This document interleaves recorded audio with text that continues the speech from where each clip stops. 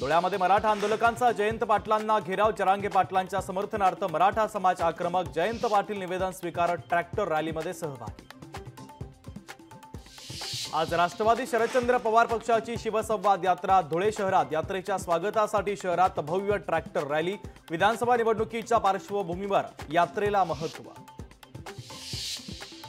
संजय राऊत उद्यापासून 2 दिवस नाशिकच्या दौऱ्यावर। विधानसभा निवडणुकीच्या पार्श्वभूमीवर नाशिकचा दौरा। यावेळी पदाधिकारी 9 जागांची मागणी करणार।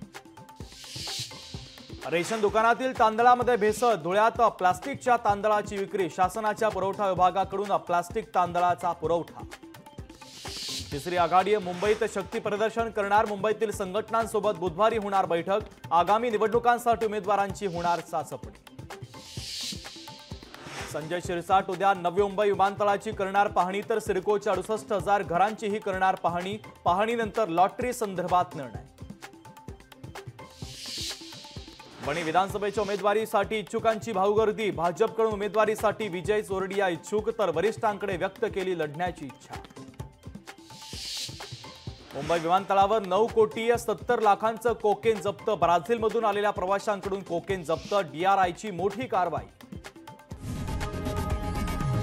लोकशाही मराठी ऐका, पहा, जागरूक रहा।